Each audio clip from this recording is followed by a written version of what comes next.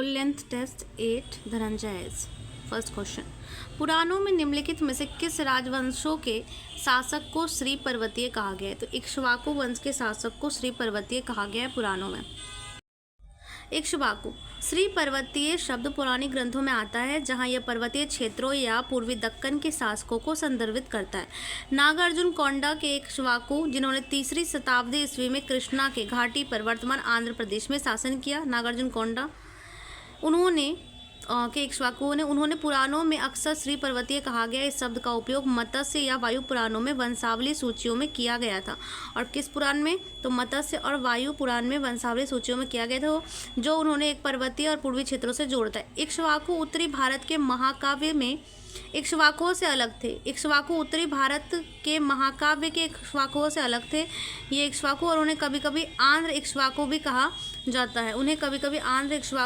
जाता है। श्री पर्वतीय शब्द का शाब्दिक अर्थ है श्रद्धेय पर्वतीय क्षेत्र के लोग। यह आंध्र क्षेत्र में पहाड़ी इलाके के साथ अच्छी तरह से मेल खाता है, जहां उन्होंने शासन किया था। क्वेश्चन नंबर 2, वह धार्मिक ग्रंथ जिसमें कृषि के 8 विभिन्न चरणों का उल्लेख है, तो यह मिलिंदपना में है। मिलिंदपना एक बौद्ध ग्रंथ है जिसमें इसका उल्लेख है।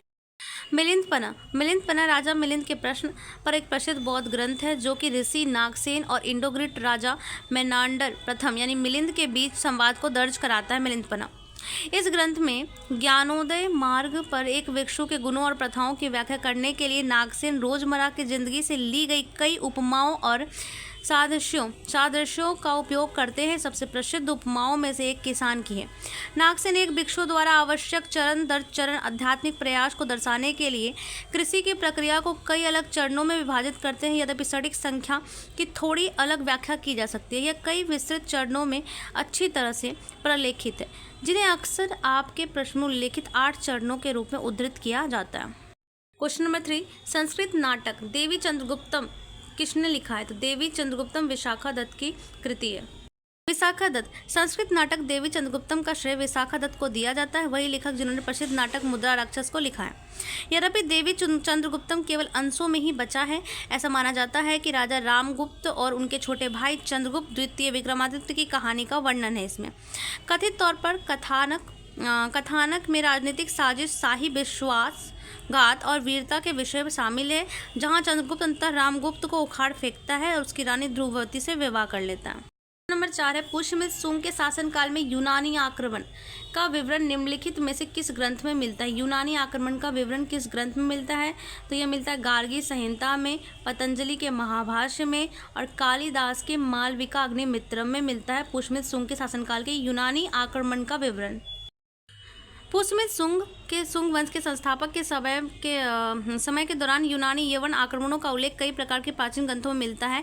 यहाँ बताया गया है कि कैसे। गार्गी संहिता एक उत्तर वैदिक ग्रंथ जिसमें यूनानी आक्रमणों का उल्लेख है। यूनानी सहित विदेशी शक्तियों के कारण उत्तर पश्चिम में हुई गड़बड़ी का वर्णन मिलता है। दूसरा, पतंजलि का महाभाष्य पुष्यमित्र के समकालीन या उसके तुरंत बाद लगभग 2री शताब्दी ईसा पूर्व रचा गया है। पुष्यमित्र के ये जो है गार्गी संहिता पुष्यमित्र के समकालीन या उसके तुरंत बाद 2री शताब्दी में रचा गया है। इसे अरुणद यवन साकेतम वाक्यांश का उपयोग किया गया है। इसमें इसका अर्थ है यवनों के साकेत को घेर लिया, जो यूनानी घुसपैठ के स्पष्ट ऐतिहासिक प्रमाण देता है। कालिदास का मालविका अग्निमित्रम एक संस्कृत नाटक जिसे पुष्यमित्र शुंग और उसके पुत्र अग्निमित्रम के शासनकाल के दौरान सैन्य व्यवस्थाओं का उल्लेख है। यद्यपि नाटकीय प्रकृति का है और उस पर समय के दौरान बाहरी खतरों के आख्यान का समर्थन करता है।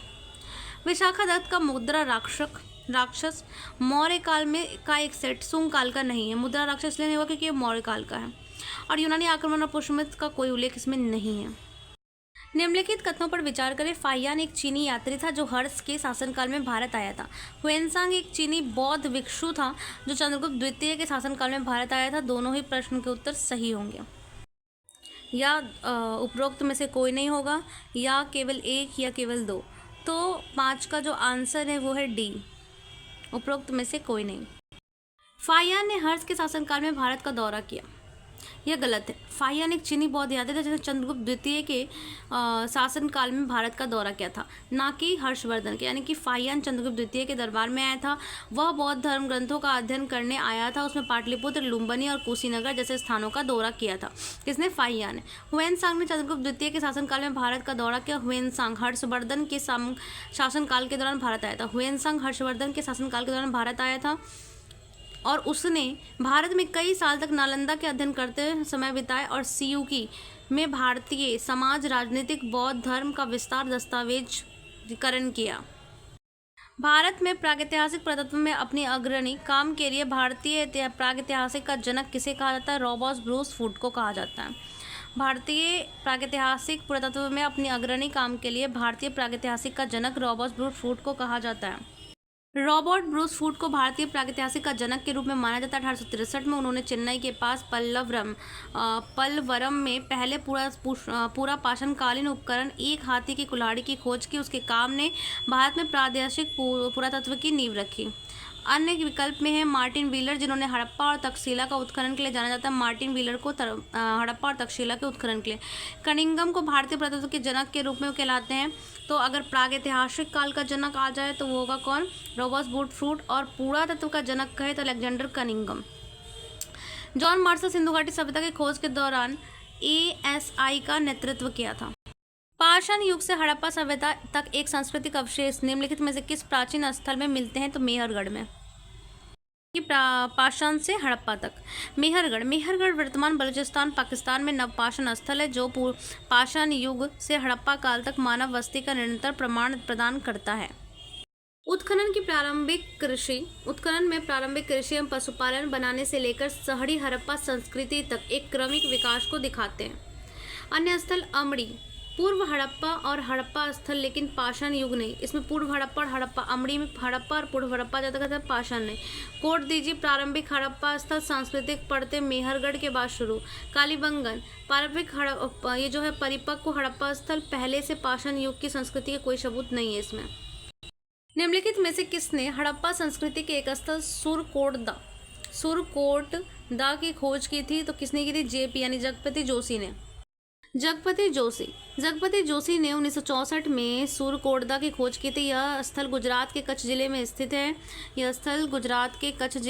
है। यह विशेष रूप से एकमात्र हड़प्पा स्थल होने के लिए प्रसिद्ध है जहां कथित तौर पर एक घोड़े के वास्तविक अवशेष पाए जाते हैं। अन्य विकल्पों में बीबीलाल, कालीबंगन, हस्तिनापुर और शिशुपालगढ़ जैसे स्थलों अपने काम के लिए जाने जाते हैं। कालीबंगन, हस्तिनापुर, शिशुपालगढ़ में काम किया बीबीलाल ने। और YD शर्मा पंजाब के रोपन और बारा से उत्खनन के लिए जाने जाते हैं। SR राव गुजरात के लोथल और रंगपुर गांव में अपनी खोजों के लिए प्रसिद्ध हैं। SR राव। प्रश्न, हाल ही में खोजा गया 5300 साल पुराना प्रारंभिक हड़प्पा बस्ती एवं कब्रिस्तान स्थल लखापार गांव में जो प्रारंभिक हड़प्पा और ताम्रपाषाण समूहों के बीच सांस्कृतिक आदान प्रदान पर प्रकाश डालता है, किस राज्य में स्थित है? यह गुजरात में स्थित है। जिस स्थल का उल्लेख किया जा रहा है वो गुजरात के कच्छ जिले में लखपाल गांव में स्थित है। इस गांव के पास स्थित खटिया नेक्रोपोलिस, जिसे चूना खटिया भी कहा जाता है।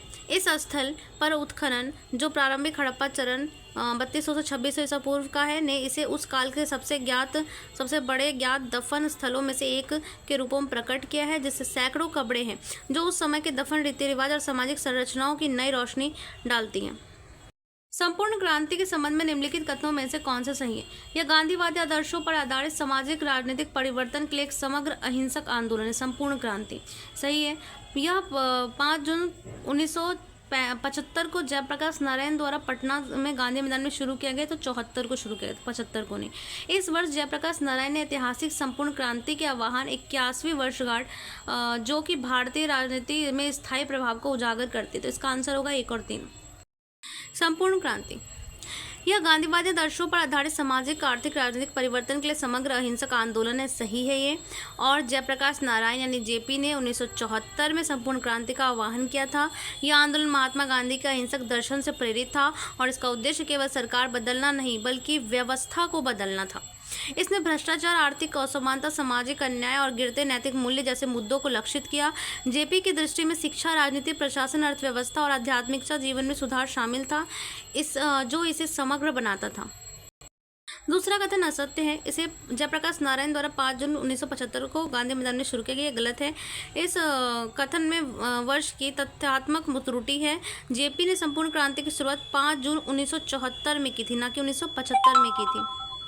5 जून 1974 को पटना के गांधी मैदान में दिया गया भाषण भारतीय राजनीतिक इतिहास में सबसे प्रतिष्ठित क्षणों में से एक है।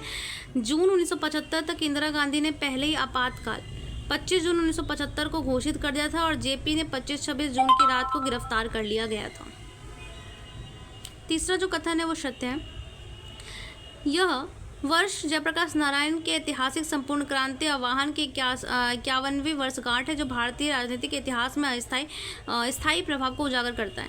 जेपी ने 1974 में संपूर्ण क्रांति का आह्वान किया था 5 जून को। वर्तमान वर्ष 2025 में जो उस ऐतिहासिक वर्ष का 51वीं वर्षगांठ पूरे होने का प्रतीक है और इस आंदोलन की विरासत आज भी भारतीय राजनीति को आकार देती है, खासकर बिहार में, जहां लालू प्रसाद यादव, नीतीश कुमार, अन्य कई नेता इस आंदोलन से उभरे। गोवा का मिट्टी और जानवरों की खाल से पारंपरिक वाद्य यंत्र घुमोट, जिसे हाल ही में इसकी सांस्कृतिक मूल्यों के लिए मान्यता दी गई है। घुमोट जो है क्या है? पारंपरिक वाद्य यंत्र घुमोट। घुमोट जो है इसे हाल ही में क्या किया गया है? सांस्कृतिक मूल्यों के लिए मान्यता दी गई है। ये क्या है? हिमाचल प्रदेश में बांस से बना एक वाद्य यंत्र है, या राजस्थान की एक तार जो वाद्य यंत्र भक्ति गीतों का उपयोग होता है, या गोवा की मिट्टी जो पशुओं और खालों का बना एक मिट्टी आधारित वाद्य यंत्र है, या ओडिशा के आदिवासी समुदायों द्वारा उपयोग किया जाने वाला एक लकड़ी का जाइलोफोन है। वाद्य यंत्र घुमोट क्या है? गोवा की मिट्टी और जानवरों की खाल से बना एक मिट्टी वाद्य यंत्र आधारित ताल वाद्य है घुमोट। घुमोट के बारे में, घुमोट एक पारंपरिक ताल वाद्य है, यह गोवा राज्य के व्यापक रूप से उपयोग किया जाता है, खासकर लोक और धार्मिक प्रदर्शनों के दौरान। यह वाद्य यंत्र मिट्टी के बर्तनों से बना होता है और एक सिरा मॉनिटर छिपकली की खाल से ढका होता है। आजकल वन्यजीव संरक्षण कानूनों के कारण सिंथेटिक या बकरी की खाल का उपयोग किया जा सकता है। आमतौर पर हाथ से बजाया जाता है और ध्वनि गहरी गूंजती है, जो इसे मंदिर संगीत, लोक नृत्य और गोवा गणेश चतुर्थी उत्सव के लिए संगत आदर्श बनाती है। 2019 में प्रदान किया गया कोल्हापुरी चप्पल निम्नलिखित में से किस जीआई टैग निम्नलिखित में से किन राज्य कारीगरों को संयुक्त रूप से पंजीकृत करता है? इसमें कोल्हापुरी चप्पल के लिए महाराष्ट्र, कर्नाटक, आंध्र प्रदेश, गुजरात। इसका आंसर होगा ए, 1 और 2, यानी महाराष्ट्र और कर्नाटक। कोल्हापुरी चप्पल की उत्पत्ति महाराष्ट्र के कोल्हापुर से हुई है। इसकी उत्पत्ति महाराष्ट्र के कोल्हापुर से हुई है, या कोल्हापुर और सांगली, सतारा, सोलापुर जैसे आसपास जिलों में वनस्पति रंजित भेड़ के चमड़ों का उपयोग करके तैयार की जाने वाली पारंपरिक चमड़े की चप्पल है। इसे 2019 में जीआई टैग मिला। कर्नाटक के कारीगर विशेष रूप से बेलगावी, बालाकोट और धारवाड़, बीजापुर जैसे क्षेत्रों में सदियों से इन चप्पलों को बना रहे हैं। 2019 में जीआई टैग में पंजीकृत महाराष्ट्र और कर्नाटक दोनों ही कारीगर निकायों द्वारा संयुक्त प्रयास था, जो कि उनकी साझा विरासत की मान्यता देता है। सर्वेंट ऑफ इंडिया सोसाइटी के बारे में निम्नलिखित कथनों में से कौन से सही है? सर्वेंट ऑफ इंडिया सोसाइटी, इनकी स्थापना 1905 में पुणे में महाराष्ट्र में गोपाल कृष्ण गोखले ने की थी। संगठन का उद्देश्य सार्वजनिक सेवा, नागरिक सहभागिता और राष्ट्रीय शिक्षा को बढ़ावा देना है। जी.के. देवधर, ए.वी. पटवर्धन और N.A. द्रविड़ इसके संस्थापक सदस्यों में से हैं। तो इसमें से तीनों ही कथन सही है। इसकी स्थापना 1905 में पुणे महाराष्ट्र गोपाल कृष्ण गोखले द्वारा हुई थी, और इसमें जो है जी.के. देवधर, H.V. पटवर्धन और N.A. द्रविड़ इसके संस्थापक सदस्यों में से भी हैं। कथन 1 सही है। इसकी स्थापना 1905 में पुणे महाराष्ट्र गोपाल कृष्ण गोखले द्वारा की गई थी। Servant of India society SIS की स्थापना गोपाल कृष्ण गोखले ने 12 जून 1905 को पुणे महाराष्ट्र में की थी। 12 जून 1905 को की थी। गोखले एक नरमपंथी राष्ट्रवादी और संवैधानिक सुधार और शिक्षा के हिमायती थे। उनका मानना था कि निस्वार्थ कार्यकर्ताओं को एक समर्पित समूह केवल राजनीतिक आंदोलन की तुलना में देश में बेहतर सेवा कर सकता है। कथन 2 संगठन का उद्देश्य सार्वजनिक सेवा, नागरिक जुड़ाव और राष्ट्रीय शिक्षा को बढ़ावा देना था। बिल्कुल सही। SIS का उद्देश्य, सर्वेंट ऑफ इंडिया सोसाइटी का उद्देश्य भारत को सार्वजनिक सेवा में प्रशिक्षित करना, शिक्षा में समाज सुधार को बढ़ावा देना, नागरिक कर्तव्य, मानवाधिकार और राष्ट्रीय जागृति को प्रोत्साहित करना। गोखले की दृष्टि से गांधी के भारत आने वाले पहले गांधीवादी आदर्शों को गहराई से प्रभावित की, समाज से राजनीतिक शक्ति पर राष्ट्र की सेवा को जोड़ दिया। 3 G K. Deodhar A B Patwardhan और एन ए द्रविड़ इसके संस्थापक सदस्यों में से एक थे। सही। ये तीन व्यक्ति जी के देवधर और ए बी पटवर्धन और एन ए द्रविड़ वास्तव में सर्वेंट ऑफ इंडिया सोसाइटी में गोखले के शुरुआती सदस्यों और सहयोगियों में से एक थे। वे सादगी से जीने, विशेष रूप से शिक्षा और आउटरीच के माध्यम से राष्ट्र निर्वात के लिए पूर्णकालिक काम करने के लिए प्रतिबद्ध थे। कौन? जी के देवधर, ए बी पटवर्धन और एन ए द्रविड़। आदिवासी नारा अबुआ राज सेटर जाना, महारानी राजू टुंडो जाना, जिसका अर्थ है रानी का शासन समाप्त करो, हमारा शासन शुरू करो। किससे संबंधित है? तो मुंडा उल गुलान आंदोलन से संबंधित है। मुंडा उल गुलान आंदोलन का नारा अबुआ राज सेटर जाना, महारानी राज टुंडा जाना, अनुवाद हमारा शासन आए, रानी का शासन समाप्त करो। यह नारा मुंडा उल गुलान आंदोलन का युद्धोघोष था, जो बिरसा मुंडा के नेतृत्व में ब्रिटिश औपनिवेशिक शासन और शोषक जिम्मेदारी दिकुओं के खिलाफ शक्तिशाली आदिवासी विद्रोह था। यह नारा मुंडा आदिवासियों के बीच स्वशासन की आकांक्षा और ब्रिटिश प्रभुत्व की अस्वीकृति को दर्शाता है, जिसका प्रतीक रानी विक्टोरिया थी। निचली जातियों के सामाजिक और आर्थिक उत्थान के लिए 1903 में SNDP युगम की स्थापना किसने की? नारायण गुरु ने। निचली जातियों के सामाजिक आर्थिक उत्थान के लिए 1903 में SNDP युगम की स्थापना नारायण गुरु ने की। नारायण गुरु SNDP योगम श्री नारायण धर्म परिपालन योगम, श्री नारायण धर्म परिपालन योगम यानी कि SNDP योगम की स्थापना 1903 में श्री नारायण गुरु ने की थी। केरल में उद्देश्य केरल में इजुवा समुदाय और अन्य हाशिए पर पड़े जातियों के सामाजिक, आध्यात्मिक और शैक्षणिक उत्थान को बढ़ावा देना था। श्री नारायण धर्म परिपालन योगम 1903 में।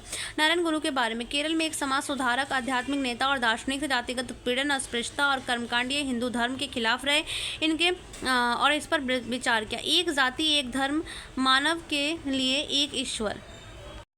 SNDP युगम के माध्यम से उन्होंने कई लोगों की शिक्षा, स्वाभिमान और आर्थिक सशक्तिकरण को प्रेरित किया। SNDP ने केरल में पिछड़ी जाति, आधुनिकीकरण और राजनीतिक रूप में संगठित करने के प्रमुख भूमिका निभाई। खान अब्दुल गफ्फार खां के संबंध में निम्नलिखित कथनों पर विचार करें। वह अहिंसा और सत्याग्रह के गांधीवादी विचारों के लिए सक्रिय समर्थक थे। उन्होंने भारत में उत्तर पश्चिमी सीमा प्रांत अंग्रेजों का विरोध करने के लिए खुदाई खिदमतगार यानी लाल कुर्ती की स्थापना की और वे भारत रत्न से सम्मानित होने वाले पहले विदेशी थे। इसमें से कौन खान अब्दुल गफ्फार खां के बारे में सही है? दोनों ही सही है। वह अहिंसा और सत्याग्रह और गांधीवादी विचारों के सक्रिय समर्थक थे। उन्होंने भारत में उत्तर पश्चिमी सीमा प्रांत में अंग्रेजों का विरोध करने के लिए खुदाई खिदमतगार लाल कुर्ती की स्थापना की और वे भारत रत्न से सम्मानित होने वाले पहले विदेशी थे। खान अब्दुल गफ्फार खां वो अहिंसा और सत्याग्रह गांधीवादी विचारों के सक्रिय हिमायती थे। बिल्कुल सही है। खान अब्दुल गफ्फार खां, जिन्होंने सीमांत गांधी के नाम से भी जाना जाता है, जो महात्मा गांधी के कट्टर अनुयायी थे, उन्होंने भारत के स्वतंत्रता संग्राम के लिए अहिंसा और सत्याग्रह एक उपकरण के रूप में दृढ़ता से मानना और अभ्यास किया। अहिंसा के प्रति उनकी प्रतिबद्धता विशेष रूप से उल्लेखनीय थी। उत्तर पश्चिमी सीमा प्रांत की हिंसक आदिवासी संस्कृति को देखते हुए। कथन 2, उन्होंने भारत में उत्तर पश्चिमी सीमा प्रांत में अंग्रेजों का विरोध करने के लिए खुदाई खिदमतगार की स्थापना की। तो उन्होंने 1930 में खुदाई खिदमतगार आंदोलन की स्थापना की, जिसका अर्थ है ईश्वर के सेवक। उनकी विशिष्ट वर्दी के कारण लाल कुर्ती के रूप में जाना जाता है। आंदोलन ने गांधी के तरीके समानांतर और अहिंसक सविनय अवज्ञा आंदोलन के माध्यम से ब्रिटिश औपनिवेशिक शासन के खिलाफ ये NWFP में पश्तून पठान जनजातियों को संगठित किया। इन्होंने किस जाति को संगठित किया? पठान जनजातियों को संगठित किया। कथन 3, वह भारत रत्न से सम्मानित होने वाले पहले विदेशी थे। सही। 1987 में खान अब्दुल गफ्फार खां को भारत में सर्वोच्च नागरिक पुरस्कार भारत रत्न से सम्मानित किया गया। यह पुरस्कार प्राप्त करने वाले पहले गैर भारतीय जो थे, हालांकि उनका जन्म विभाजन पूर्ण भारत वर्तमान पाकिस्तान में हुआ था। भारतीय कला और शिल्प के संदर्भ में चौक पीटक, दीघल पीटक और यम पीटक क्या है? तो चित्रकला की शैली है। यह चित्रकला की शैली है। भारतीय कला और शिल्प के संदर्भ में विशेष रूप से लोक कर्मकांडीय चित्रकला परंपराओं के शब्द चौका पीटक, दिघला पीटक और यम पीटक कर्मकांडीय चित्रों की शैलियों या रूपों में जुड़े हैं। विशेष रूप से पूर्वी भारत में ओडिशा और बिहार से के जुड़े हुए हैं। A.O. ह्यूम ने इंडियन नेशनल यूनियन की नींव रखी, जिसे बाद में इंडियन नेशनल कॉन्फ्रेंस का नाम दिया गया। इसका नाम बदलकर इंडियन नेशनल कांग्रेस किसके सुझाव पर किया गया? दादा भाई नौरोजी के सुझाव पर किया गया। दादाभाई नौरोजी एओ ह्यूम ने एक सेवानिवृत्त ब्रिटिश सिविल सेवक 1885 में शिक्षित भारतीयों के लिए एक राजनीतिक मंच, ये ब्रिटिश सेवानिवृत्त सेवक थे, और मंच स्थापित करने में सहायक हुए। उन्होंने शुरू में निकाय के लिए इंडियन नेशनल यूनियन का नाम रखा, हालांकि बाद में इसका नाम बदलकर इंडियन नेशनल कांग्रेस कर दिया गया, जो सबसे प्रमुख प्रारंभिक राष्ट्रवादी और नरमपंथी नेता दादाभाई नौरोजी के सुझाव पर किया गया। 1931 में गांधी-इरविन समझौते की शर्तों में निम्नलिखित में से कौन सी शामिल है? 1931 में गांधी-इरविन समझौते की शर्तों में कौन से शामिल है? पहला, हिंसा के लिए दोषी नहीं ठहराए गए सभी राजनीतिक कैदियों को तत्काल रिहाई देगी। हाँ, यही कहा गया था कि हिंसा के लिए दोषी जो नहीं है, जैसे कि भगत सिंह को नहीं हुई थी क्योंकि उन्होंने हिंसा की थी, इसलिए उनको फांसी दी गई, उसको नहीं माफ़ किया गया। शांतिपूर्ण और गैर आक्रामक धरने का अधिकार, सविनय अवज्ञा आंदोलन को बंद करना, तीनों ही सही है। गांधी-इरविन समझौता 1931। गांधी-इरविन समझौता 5 मार्च 1931 को महात्मा गांधी, भारतीय राष्ट्रीय कांग्रेस की ओर से और लॉर्ड इरविन तत्कालीन वायसराय के बीच सविनय अवज्ञा आंदोलन को समाप्त करने और लंदन में दूसरे गोलमेज सम्मेलन में कांग्रेस की भागीदारी का मार्ग प्रशस्त करने के लिए हस्तांतरित किया गया। मतलब ये जो हुआ था 1931 में महात्मा गांधी और लॉर्ड इरविन के बीच सविनय अवज्ञा आंदोलन को समाप्त करने और लंदन में दूसरा गोलमेज सम्मेलन में कांग्रेस भाग ले, इसको लेकर के किया गया था। समझौते की शर्तों में शामिल थे हिंसा के लिए दोषी नहीं ठहराए गए सभी राजनीतिक कैदियों की तत्काल रिहाई, सही। सविनय अवज्ञा आंदोलन के दौरान गिरफ्तार किए गए राजनीतिक कैदी जिन्हें हिंसा में भाग नहीं लिया उन्हें तत्काल रिहा किया जाना था। दूसरा, शांतिपूर्ण और गैर आक्रामक धरने का अधिकार। सरकार शराब की दुकान और विदेशी कपड़ों की दुकानों पर शांतिपूर्ण धरने की अनुमति देने पर सहमत हुई, जो गांधी की मुख्य अहिंसक विरोध की रणनीतियों में से एक थी। सविनय अवज्ञा आंदोलन को बंद करना। बदले में गांधी सविनय अवज्ञा आंदोलन को स्थगित करने और दूसरे गोलमेज सम्मेलन में भाग लेने के लिए सहमत हुए। निम्नलिखित में से कौन मेरठ षड्यंत्र केस में शामिल थे? मेरठ षड्यंत्र केस में शामिल एस.ए. डांगे, फिलिप स्प्रैट और शौकत उस्मानी, तीनों ही मेरठ षड्यंत्र केस में शामिल थे, इसलिए इसका आंसर होगा डी।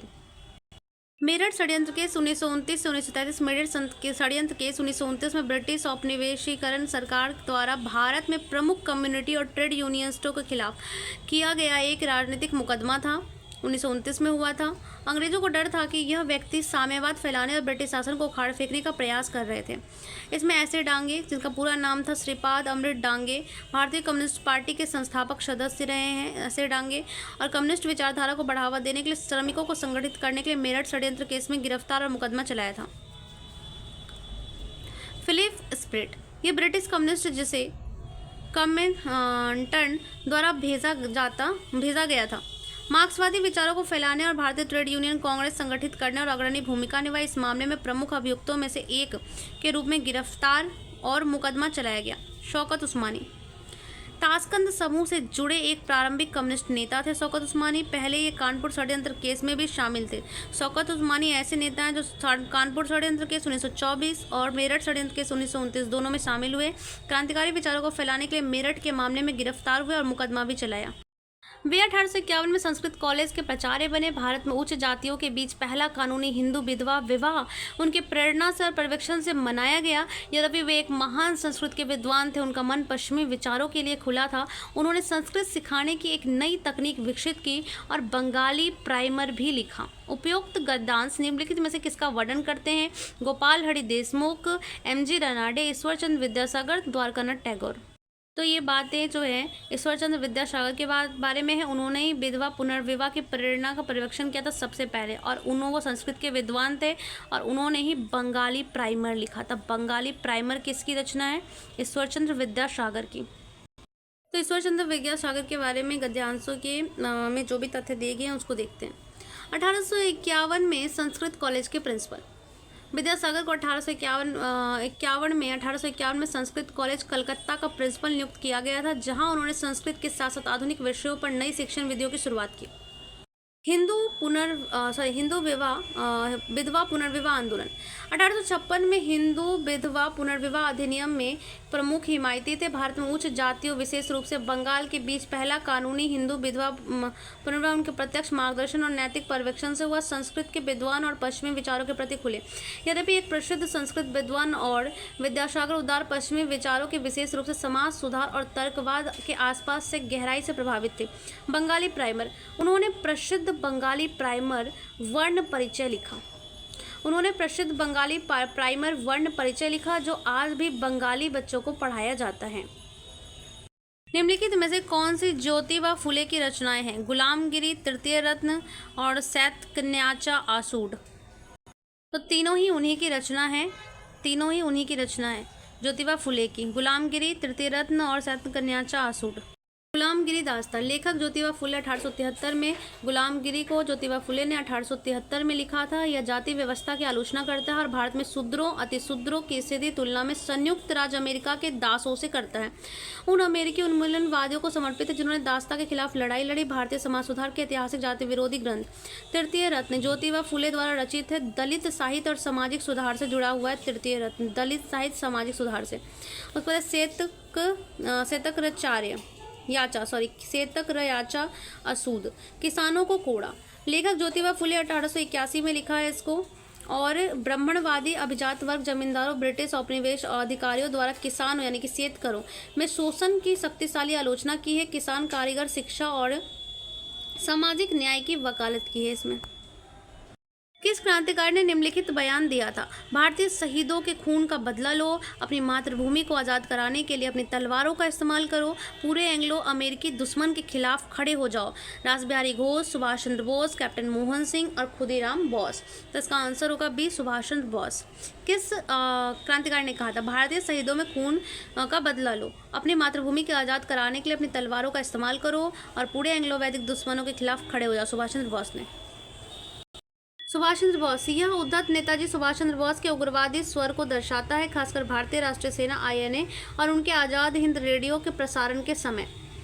उन्होंने द्वितीय विश्व युद्ध के दौरान ब्रिटिश शासन और उनके सहयोगी एंग्लो अमेरिकियों के खिलाफ सशक्त प्रतिरोध के का बार बार आह्वान किया।